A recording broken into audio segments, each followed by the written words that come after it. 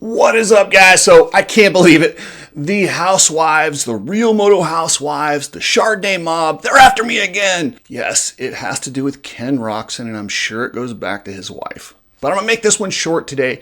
You guys know the sponsors: Nano Extreme, Coach Rob, who's got his arm pump seminars, Ride Strapped, Alias MX, and Precision Transport. You need people like me so you can point your fucking fingers and say, that's the bad guy. But I don't blame them, I blame you! You have to do better!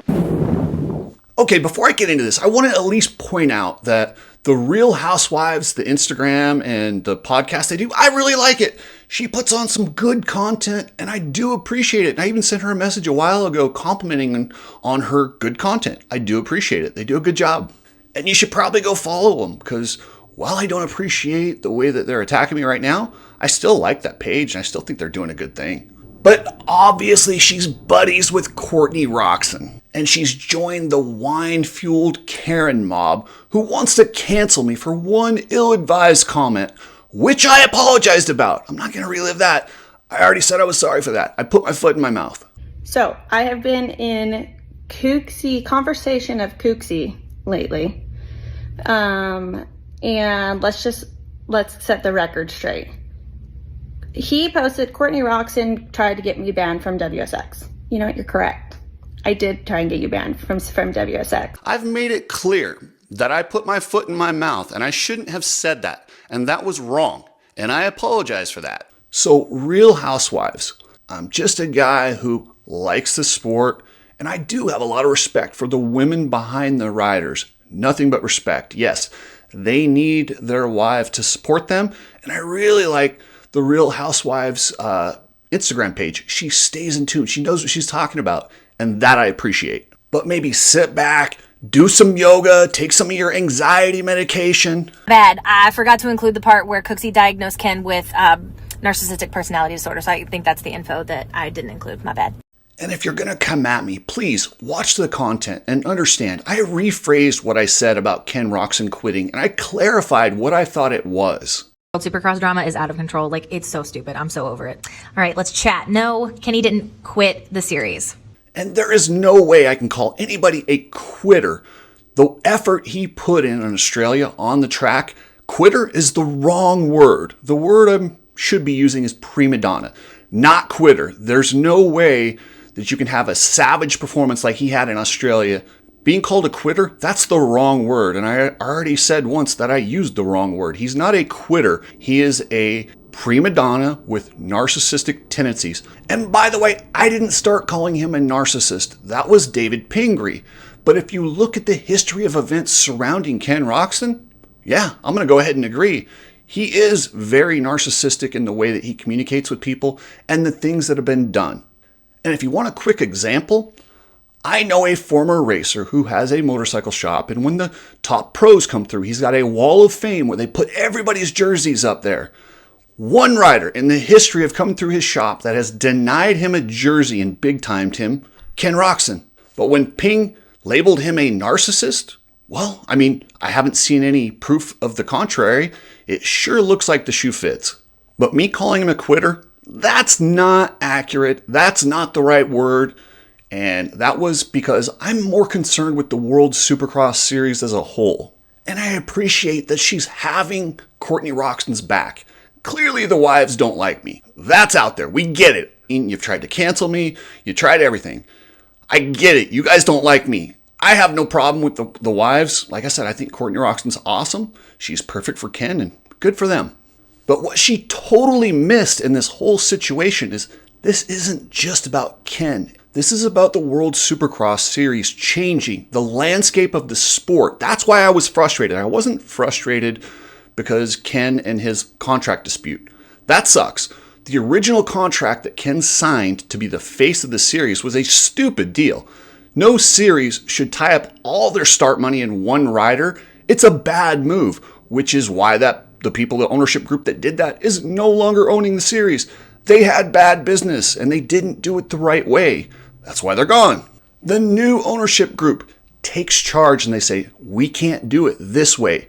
They renegotiate the contract And yes, in renegotiating the contract, Ken didn't have this ridiculous deal. But for a Supercross only guy, this guy only races Supercross. I mean, he did SMX. Do we count that? So he does Supercross and then 3 rounds a year. Now that's not that much of a schedule. And for him to do the first 3 rounds of World Supercross and leave a red plate with 2 to go, that's petty. And he's allowed to do whatever he wants. And I'm not asking him to go out there and race for free for the good of the series. But I'm well within my rights to call out what I see. And what I see is a guy thinking about himself. Does that sound like narcissism? And attacking a series for using him in the promotion of the series. Well, let me just remind her, prior to this series, the promotions department assumed Ken Roczen and Pipes were racing the entire championship series. They included him in all that pre-done stuff, so they would have had to redo a lot of that. They didn't. They went, you know what? Let's just run it the way it was. And no, it's not false advertising, because I believe when they did this, they thought he was going to be at all the rounds. He's not. So be it. They don't have to go redo all their marketing. This happens. Racers get hurt. Racers withdraw. That is part of it. When you buy your ticket, you're not guaranteed specific riders. The promoters hire them and they promote them, but they're never really actually guaranteed. Lots of things can happen to stop somebody from racing, an injury, a visa issue in the World Championships. There's so many things that can happen. Nothing's guaranteed. But what the Roczen camp doesn't get, they're looking at it as, oh, they're using Ken and his value. When in reality, when World Supercross promotes everything and they put Ken Roczen on there, these riders in the United States do not make start money. They don't make purse money. They are paid based on sponsor value, promotion. You're giving him free promotion to leave him on all that stuff. That's actually a benefit to Ken Roczen.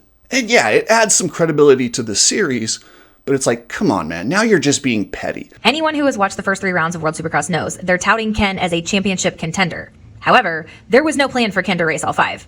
So did that stop World Supercross from promoting Kenny at the final 2 rounds? Nope. A post from as recent as last week has Ken plastered all over it for the final round in South Africa. Listen, I am very familiar with NDAs. Luckily, I'm not under one. But I also understand Kenny's clear frustration with the World Supercross powers that be, profiting off of his tied hands. Will he, won't he, and the fans buying tickets on false pretenses that he will be there. Ken has been instrumental in keeping World Supercross alive and growing, but not at the expense of a lack of transparency to the fans. That's the things that have me calling him a prima donna or narcissistic. Dude, let it go. Let him promote you. Throw your little fit. Don't race the last 2 races. Walk away from a world championship. That's your choice. That's not quitting. That's throwing a baby fit and prima donna and trying to demand more money or feeling slighted that they didn't actually have the exact same deal that the previous promoter that would probably be out of business. The series would have probably folded had they stayed in charge because it was a bad business deal. And I had to laugh when she was talking about coming in and saving Buenos Aires. All's good and well till Malaysia backs out and Buenos Aires starts getting a little nervous and comes calling to Kenny to basically save the event. What? That was Deegan's 450 debut. I don't remember Ken being the guy that saved that event. If anything, Deegan saved that event. And I'm not trying to belittle Ken. He won the race. He's the best guy out there. He's leading the series. But his ego is getting hurt for the wrong reasons. Some guys just do the right thing and they can see the bigger picture. The Roczens, they aren't. They're in it for themselves. And I get that. And I'm not mad at them for that. But my emotional investment is making sure World Supercross stays successful. So what's going to happen is Ken and every other top rider, if World Supercross is successful, they're going to make more money because it's going to force Feld and MX Sports to actually cough up some of those profits. The ones I've been talking about on every other video that they keep all for themselves. World Supercross doesn't do that. They pay the rider. So why would you slight the only series that's actually paying you guys to be there? And I'm not even saying that Ken didn't get hosed on his deal. I get it. You sign a 3-year deal. You're supposed to get exactly what you signed for. It didn't work out that way. But for the ego on him not to understand the logistics and how it plays out and how it benefits the entire sport if World Supercross is successful, that's why I call him narcissistic. That's why I call him a prima donna. That's why I talk about his ego. And when I called him a quitter, That was the wrong word. I shouldn't have used the word quitter, because he is not that. He is one of the most talented dudes to ever ride a dirt bike. He is an absolute savage who shows nothing but heart on the track. Off the track, you guys can take a look at the situations, walking by the cameraman that tripped, stiffing the legend who wanted a jersey, not even telling Pingree thanks. There's so many little stories around Ken Roczen. If there's enough of those, that's a pattern. That's who someone is.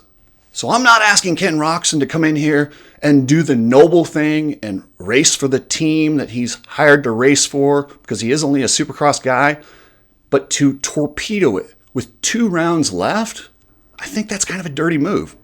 You guys tell me. I'm not saying he doesn't have the right to do that. I'm just saying from my angle, it looks bad.